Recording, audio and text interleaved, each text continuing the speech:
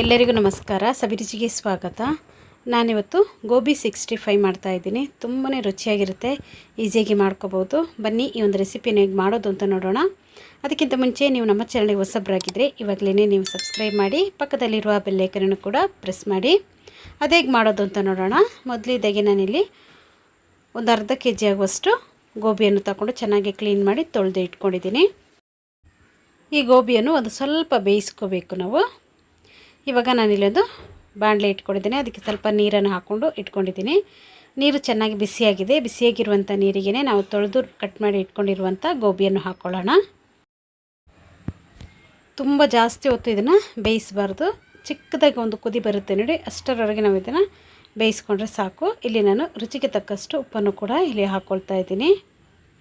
ಉಪ್ಪನ್ನು ಹಾಕ್ಕೊಂಡೊಮ್ಮೆ ಚೆನ್ನಾಗಿ ಇದನ್ನು ಮಿಕ್ಸ್ ಮಾಡಿಕೊಂಡ್ರೆ ಸಾಕು. ನೀರಿಲ್ಲಿ ಚೆನ್ನಾಗಿ ಕುದೀತಾ ಇರುವ ನೀರಾಗಿರಬೇಕು. ಆ ಒಂದು ನೀರಿಗೆ ನಾವು ಇದನ್ನು ಹಾಕ್ಕೊಂಡು ಸ್ವಲ್ಪ ಹೊತ್ತು ಬಿಟ್ಕೊಂಡ್ರೆ ಇದು ಸ್ವಲ್ಪ ಸಾಫ್ಟ್ ಆಗುತ್ತೆ. ತುಂಬಾ ಇಲ್ಲ, ಸ್ವಲ್ಪ ಇದು ಬೆಂದರೆ ಸಾಕು ನೋಡಿ. ಇವಾಗಲೇ ನಾನು ಚಿಕ್ಕದಾಗಿ ಒಂದು ಕುದಿ ಬಂದ ಮೇಲೆ ಇವಾಗ ಈ ಗೋಬಿಯನ್ನೆಲ್ಲ ತೆಗೆದುಕೊಳ್ತಾ ಇದ್ದೀನಿ. ತೆಗೆದು ಈ ಥರ ಒಂದು ಸೋದಿಸ್ತಿರುವಂಥ ಒಂದು ಪಾತ್ರೆಗೆ ನಾವು ಹಾಕಿ ಇಟ್ಕೊಳ್ಳೋಣ. ಇದರ ನೀರೆಲ್ಲ ಹೋಗಬೇಕು. ಇವಾಗ ಇದನ್ನು ಹೀಗೆ ಇಟ್ಬಿಡೋಣ ಸ್ವಲ್ಪ ಹೊತ್ತು. ಇವಾಗ ನಾನು ಇದನ್ನು ಒಂದು ಪಾತ್ರೆಗೆ ಹಾಕ್ಕೊಳ್ತಾ ಇದ್ದೀನಿ ನೋಡಿ. ನೀರೆಲ್ಲ ಚೆನ್ನಾಗಿ ಹೋಗಿದೆ. ಇವಾಗ ನಾನು ಇದಕ್ಕೆ ಸ್ವಲ್ಪ ರುಚಿಗೆ ತಕ್ಕಷ್ಟು ಉಪ್ಪನ್ನು ಹಾಕ್ಕೊಂಡಿದ್ದೀನಿ. ನಾವು ಬೇಯಿಸುವಾಗಲೂ ಉಪ್ಪನ್ನು ಹಾಕ್ಕೊಂಡಿದ್ದೀವಲ್ಲ, ಇಲ್ಲಿ ನೋಡಿಕೊಂಡು ಸ್ವಲ್ಪ ಉಪ್ಪನ್ನು ಕೂಡ ನಾವಿಲ್ಲಿ ಸೇರಿಸ್ಕೊಳ್ಳೋಣ. ಉಪ್ಪನ್ನು ಹಾಕ್ಕೊಂಡ್ಮೇಲೆ ನಾನಿಲ್ಲಿ ಖಾರದ ಪುಡಿಯನ್ನು ಕೂಡ ಇಲ್ಲಿ ಸೇರಿಸ್ಕೊಳ್ತೀನಿ. ಖಾರದ ಪುಡಿ ನೋಡ್ಕೊಳ್ಳಿ, ನಿಮಗೆ ನೀವು ಎಷ್ಟು ಖಾರ ತಿಂತೀರಾ ಆ ಒಂದು ಪ್ರಮಾಣದಲ್ಲಿ ನೀವು ಹಾಕ್ಕೊಂಡ್ರೆ ಸಾಕು. ನಾನಿಲ್ಲಿ 1.5 ಸ್ಪೂನ್ ಆಗುವಷ್ಟು ಖಾರದ ಪುಡಿಯನ್ನು ಹಾಕ್ಕೊಂಡಿದ್ದೀನಿ. ಇಲ್ಲಿ ನಾನು ಒಂದು 1/4 ಸ್ಪೂನ್ ಆಗುವಷ್ಟು ಗರಂ ಮಸಾಲೆಯನ್ನು ಹಾಕ್ಕೊಂಡಿದ್ದೀನಿ. ಒಂದು ಅರ್ಧ ಸ್ಪೂನ್ ಆಗುವಷ್ಟು ಪೆಪ್ಪರ್ ಪೌಡರನ್ನು ಕೂಡ ಇಲ್ಲಿ ಸೇರಿಸ್ಕೊಂಡಿದ್ದೀನಿ. ಎಲ್ಲವನ್ನು ಹಾಕ್ಕೊಂಡಾದಮೇಲೆ ಇದನ್ನೊಮ್ಮೆ ಚೆನ್ನಾಗಿ ಮಿಕ್ಸ್ ಮಾಡ್ಕೋಬೇಕು ನೋಡಿ. ಚೆನ್ನಾಗಿ ಇದನ್ನು ಮಿಕ್ಸ್ ಮಾಡ್ಕೊಂಡಿದ್ದೀನಿ. ಈ ಥರ ಚೆಂದ ಮಿಕ್ಸ್ ಮಾಡಿ ಸ್ವಲ್ಪ ಹೊತ್ತು ಒಂದು 10 ನಿಮಿಷ ಇದನ್ನು ಹಾಗೆ ಇಟ್ಕೋಬೇಕು. ಅಷ್ಟರಲ್ಲಿ ನಾವು ಒಂದು ಹಿಟ್ಟನ್ನು ಕೂಡ ಇಲ್ಲಿ ರೆಡಿ ಮಾಡ್ಕೊಳ್ಳೋಣ. ಒಂದು ಬೌಲ್ ತಗೊಂಡಿದ್ದೀನಿ. ಅದಕ್ಕೆ ಒಂದು 4 ರಿಂದ 5 ಸ್ಪೂನ್ ಆಗುವಷ್ಟು ಮೈದಾ ಹಿಟ್ಟನ್ನು ಹಾಕ್ಕೊಳ್ತಾ ಇದ್ದೀನಿ. ಮೈದಾ ಹಿಟ್ಟನ್ನು ಹಾಕ್ಕೊಂಡ್ಮೇಲೆ ಇಲ್ಲಿ ನಾನೊಂದು 3 ಟೇಬಲ್ ಸ್ಪೂನ್ ಆಗುವಷ್ಟು ಅಕ್ಕಿ ಹಿಟ್ಟನ್ನು ಕೂಡ ಇಲ್ಲಿ ಸೇರಿಸ್ಕೊಳ್ತಾ ಇದ್ದೀನಿ ನೋಡಿ. ಅಕ್ಕಿ ಹಿಟ್ಟನ್ನು ಹಾಕ್ಕೊಂಡಿದ್ದೀನಿ. ಇದು ಅಕ್ಕಿ ಹಿಟ್ಟು ಹಾಕೋದ್ರಿಂದ ನಮಗೆ ಇಲ್ಲಿ ಗೋಬಿ 65 ಬಂದು ಕ್ರಿಸ್ಪಿಯಾಗಿ ಸಿಗುತ್ತೆ. ಅದಕ್ಕೋಸ್ಕರ ಇಲ್ಲಿ 1 ಸ್ಪೂನ್ ಆಗುವಷ್ಟು ಖಾರದ ಪುಡಿಯನ್ನು ಹಾಕ್ಕೊಂಡಿದ್ದೀನಿ. ಅರ್ಧ ಸ್ಪೂನ್ ಆಗುವಷ್ಟು ಪೆಪ್ಪರ್ ಪೌಡರನ್ನು ಕೂಡ ಇಲ್ಲಿ ಸೇರಿಸ್ಕೊಂಡಿದ್ದೀನಿ. ಇಲ್ಲಿ ನಾನು ಹಿಟ್ಟಿಗೆ ಬೇಕಾದಷ್ಟು ಉಪ್ಪನ್ನು ಕೂಡ ಇಲ್ಲಿ ಸೇರಿಸ್ಕೊಳ್ತಾ ಇದ್ದೀನಿ. ಉಪ್ಪನ್ನು ಹಾಕ್ಕೊಂಡೊಮ್ಮೆ ಚೆನ್ನಾಗಿ ಇದನ್ನು ಮಿಕ್ಸ್ ಮಾಡ್ಕೊಳ್ಳಿ. ಮಿಕ್ಸ್ ಮಾಡ್ಕೊಂಡಾದಮೇಲೆ ಇದಕ್ಕೆ ನಾನು ನೀರನ್ನು ಸೇರಿಸ್ಕೊಳ್ತಾ ಇದ್ದೀನಿ. ನೀರನ್ನು ಹಾಕ್ಕೋಬೇಕಾದ್ರೂ ಅಷ್ಟೇ, ನೀವು ಒಂದೇ ಸಲ ನೀರನ್ನು ಹಾಕ್ಕೋಬೇಡಿ. ಸ್ವಲ್ಪ ಸ್ವಲ್ಪನೇ ನೀರನ್ನು ಹಾಕ್ಕೊಂಡು ನಾವು ಇದನ್ನು ಕಲಿಸ್ಕೋಬೇಕು. ಗಟ್ಟಿಯಾಗಿಯೂ ಕಲಿಸ್ಕೋಬಾರ್ದು, ತುಂಬ ತೆಳುವಾಗಿಯೂ ಕಲಿಸ್ಕೋಬಾರ್ದು. ಒಂದು ಮೀಡಿಯಮ್ ಆಗಿ ನಾವು ಇದನ್ನು ಕಲಿಸ್ಕೋಬೇಕು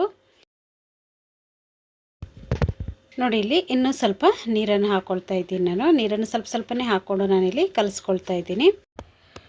ನಾವು ಗೋಬಿಯನ್ನು ಹದ್ಕೋಬೇಕಾದ್ರೆ ಅದು ನೀಟಾಗಿ ಕೋಟಿಂಗ್ ಆಗಬೇಕು. ಆ ಒಂದು ಹದದಲ್ಲಿ ನಾವು ಇದನ್ನು ಕಲಿಸ್ಕೊಂಡ್ರೆ ಸಾಕು ನೋಡಿ. ಸ್ವಲ್ಪನೇ ನೀರನ್ನು ಹಾಕ್ಕೊಂಡು ನಾನಿಲ್ಲಿ ಹಿಟ್ಟನ್ನು ರೆಡಿ ಮಾಡಿ ಇಟ್ಕೊಂಡಿದ್ದೀನಿ ನೋಡಿ. ಈ ಒಂದು ಹದಕ್ಕೆ ನಾನು ರೆಡಿ ಮಾಡಿ ಇಟ್ಕೊಂಡಿದ್ದೀನಿ. ಇವಾಗ ನಾನು ಇದಕ್ಕೆ ಒಂದು 1/4 ಸ್ಪೂನ್ ಆಗುವಷ್ಟು ಶುಂಠಿ ಬೆಳ್ಳುಳ್ಳಿ ಪೇಸ್ಟನ್ನು ಕೂಡ ಇಲ್ಲಿ ಸೇರಿಸ್ಕೊಳ್ತಾ ಇದ್ದೀನಿ. ಶುಂಠಿ ಬೆಳ್ಳುಳ್ಳಿ ಪೇಸ್ಟನ್ನು ಹಾಕ್ಕೊಂಡು ಅಷ್ಟೇ ಇನ್ನೊಂದು ಸಲ ಇದನ್ನು ಚೆನ್ನಾಗಿ ಮಿಕ್ಸ್ ಮಾಡ್ಕೊಳ್ಳೋಣ ನೋಡಿ. ಇದನ್ನು ಇಷ್ಟು ಈ ಒಂದು ಹದಕ್ಕೆ ಕಲಸಿ ಇಟ್ಕೊಂಡಿದ್ದೀನಿ. ಇವಾಗ ನಾನು ಮಸಾಲೆಯನ್ನೆಲ್ಲ ಹಾಕಿ ಗೋಬಿಯನ್ನು ಇಟ್ಕೊಂಡಿದ್ದೀನಲ್ಲ, ಅದರದ್ದು ಅರ್ಧ ಭಾಗದಷ್ಟು ಗೋಬಿಯನ್ನು ಹಾಕ್ಕೊಳ್ಳೋಣ. ಒಂದೇ ಸರಿ ನೀವು ಗೋಬಿಯನ್ನು ಹಾಕ್ಕೋಬೇಡಿ, ಅರ್ಧ ಭಾಗದಷ್ಟು ಇವಾಗ ಮೊದಲಿಗೆ ಹಾಕ್ಕೊಳ್ಳೋಣ.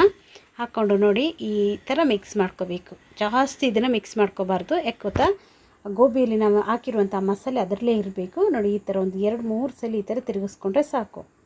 ಇವಾಗ ಇದನ್ನು ನಾವು ಎಣ್ಣೆಯಲ್ಲಿ ಹಾಕ್ಕೊಂಡು ಫ್ರೈ ಮಾಡ್ಕೋಬೇಕು ನೋಡಿ. ಇಷ್ಟು ಕೋಟಿಂಗ್ ಚೆನ್ನಾಗಾಗಿದೆ. ಇವಾಗ ಇಲ್ಲಿ ಎಣ್ಣೆ ಕೂಡ ಚೆನ್ನಾಗಿ ಬಿಸಿಯಾಗಿದೆ ನೋಡಿ. ಬಿಸಿಯಾಗಿರುವಂಥ ಎಣ್ಣೆಗೆ ನಾವು ರೆಡಿ ಮಾಡಿ ಇಟ್ಕೊಂಡಿರುವಂಥ ಈ ಗೋಬಿಯನ್ನು ಹಾಕ್ಕೊಳ್ಳೋಣ. ನಾನಿಲ್ಲಿ ಒಂದೊಂದೇ ಗೋಬಿಯನ್ನು ಹಾಕ್ಕೊಳ್ತಾ ಇದ್ದೀನಿ. ಒಂದೇ ಸಲ ನಾವು ಗೋಬಿಯನ್ನು ಹಾಕೊಂಬಿಟ್ರೆ ಒಂದಕ್ಕೊಂದು ಅದು ಮೆತ್ಕೊಂಡ್ಬಿಡುತ್ತೆ. ಅದಕ್ಕೋಸ್ಕರ ನೋಡಿ ಈ ಥರ ನಾನು ಬಿಡಿ ಬಿಡಿಯಾಗಿ ಹಾಕ್ಕೊಳ್ತಾ ಇದ್ದೀನಿ. ಉರಿಯನ್ನು ನೀವು ಒಂದು ಮಧ್ಯಮ ಉರಿಯಲ್ಲಿ ಇಟ್ಕೊಂಡು ನೀವು ಇದನ್ನು ಫ್ರೈ ಮಾಡ್ಕೋಬೇಕು. ಒಂದೇ ಸಲ ದೊಡ್ಡದಾಗಿ ನೀವು ಉರಿಯನ್ನು ಇಟ್ಕೊಂಡು ಫ್ರೈ ಮಾಡ್ಕೊಳಕ್ಕೆ ಹೋಗ್ಬಿಡಿ, ಯಾಕಂದರೆ ಮೇಲ್ಗಡೆ ಎಲ್ಲ ಸಿದ್ಬಿಡುತ್ತೆ, ಒಳಗಡೆ ಬೆಂದಿರಲ್ಲ. ಅದಕ್ಕೋಸ್ಕರ ಉರಿಯನ್ನು ನೀವು ಮಧ್ಯಮ ಉರಿಯಲ್ಲಿ ಇಟ್ಕೊಂಡು ಫ್ರೈ ಮಾಡ್ಕೊಳ್ಳಿ. ಇವಾಗ ನಾನು ಇದನ್ನು 2 ಸೈಡ್ ಚೆನ್ನಾಗಿ ಫ್ರೈ ಮಾಡ್ಕೊಳ್ತೀನಿ. ಇನ್ನು ಸ್ವಲ್ಪ ಇದು ಕಲರೆಲ್ಲ ಚೇಂಜ್ ಆಗಬೇಕು ನೋಡಿ. ಇದನ್ನು 2 ಸೈಡ್ ಚೆನ್ನಾಗಿ ಇದನ್ನು ಫ್ರೈ ಮಾಡ್ಕೊಳ್ತಾ ಇದ್ದೀನಿ ನೋಡಿ. ಇವಾಗ ಕಲರ್ ಫುಲ್ಲು ಚೇಂಜ್ ಆಗಿದೆ ನೋಡಿ. ಈ ಥರ ಕಲರ್ ಸ್ವಲ್ಪ ಚೆನ್ನಾಗಿ ಬರಬೇಕು ಮತ್ತು ಕ್ರಿಸ್ಪಿಯಾಗಿ ಇದನ್ನು ನಾವು ಫ್ರೈ ಮಾಡ್ಕೋಬೇಕು. ಇವಾಗ ಇದನ್ನೆಲ್ಲ ಎಣ್ಣೆಯಿಂದ ತೆಗೆದು ಬಿಡೋಣ. ಇವಾಗ ನಾನು 2ನೇ ಸಲ ಫ್ರೈ ಮಾಡಬೇಕಾದ್ರೂ ಅಷ್ಟೇ ಕೆಲವೊಂದು ಇಂಗ್ರೀಡಿಯೆಂಟ್ಸನ್ನು ಹಾಕಬೇಕು. ನೀವು ವಿಡಿಯೋವನ್ನು ಸ್ಕಿಪ್ ಮಾಡದೆ ಕೊನೆ ತನಕ ನೋಡಿ. ಇವಾಗ ನಾನು 2ನೇ ಸಲಿದು ಗೋಬಿಯನ್ನು ಕೂಡ ಇಲ್ಲಿ ಹಾಕ್ಕೊಳ್ತಾ ಇದ್ದೀನಿ ನೋಡಿ. ಮೊದಲಿಗೆ ನಾನು ಯಾವ ಥರ ಹಾಕ್ಕೊಂಡೆ ಅದೇ ಥರ ಹಾಕ್ಕೊಂಡು ಇದನ್ನು ಕೂಡ ಚೆನ್ನಾಗಿ ಫ್ರೈ ಮಾಡ್ಕೊಳ್ತೀನಿ.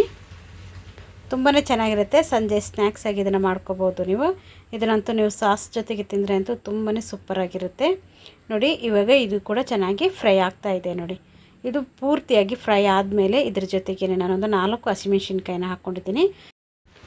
ಮಧ್ಯದಲ್ಲಿ ಕಟ್ ಮಾಡಿ ಹಾಕ್ಕೊಳ್ತಾ ಇದ್ದೀನಿ ನಾನು ಹಸಿಮೆಣಸಿನ್ಕಾಯಿನೇ. ಇದ್ರ ಜೊತೆಗೆ ನೀವು ಒಂದು ಹಿಡಿಯಾಗುವಷ್ಟು ಕರಿಬೇವಿನ ಸೊಪ್ಪನ್ನು ಕೂಡ ಇಲ್ಲಿ ಸೇರಿಸ್ಕೊಂಡಿದ್ದೀನಿ. ಈ ಕರಿಬೇವಿನ ಸೊಪ್ಪದು ಫ್ಲೇವರ್ ಅಂತೂ ತುಂಬಾ ಚೆನ್ನಾಗಿರುತ್ತೆ. ಈ ಒಂದು ಸಮಯದಲ್ಲಿ ನೀವು ಕರಿಬೇವಿನ ಸೊಪ್ಪನ್ನು ಕೂಡ ಹಾಕ್ಕೊಳ್ಳಿ, ಸೂಪರಾಗಿರುತ್ತೆ. ಮಾಡೋದಂತೂ ತುಂಬಾ ಸುಲಭವಾಗಿ ಮಾಡ್ಕೋಬೋದು, ಈಸಿ. ರುಚಿ ಅಂತೂ ತುಂಬಾ ಚೆನ್ನಾಗಿರುತ್ತೆ. ನೀವು ಕೂಡ ಇದನ್ನೊಮ್ಮೆ ಟ್ರೈ ಮಾಡಿ.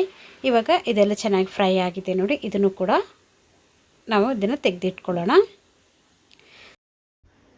ಊಟದ ಜೊತೆಗೂ ಇದು ಚೆನ್ನಾಗಿರುತ್ತೆ ನಂಚ್ಕೊಳ್ಳೋಕ್ಕೆ. ಸಂಜೆ ಇದು ಟೀ ಜೊತೆಗೂ ಸೂಪರಾಗಿರುತ್ತೆ. ನೀವು ಕೂಡ ಇದನ್ನೊಮ್ಮೆ ಟ್ರೈ ಮಾಡಿ. ಇಷ್ಟೇ, ಈಸಿಯಾಗಿ ಮಾಡ್ಕೋಬೋದು. ಈ ವಿಡಿಯೋ ನಿಮಗೆ ಇಷ್ಟ ಆಯಿತು ಅಂದರೆ ಲೈಕ್ ಮಾಡಿ, ಶೇರ್ ಮಾಡಿ, ಸಬ್ಸ್ಕ್ರೈಬ್ ಮಾಡಿ. ವಿಡಿಯೋ ನೋಡಿದ್ದಕ್ಕಾಗಿ ಧನ್ಯವಾದಗಳು. ನಾನು ಸಬಿ.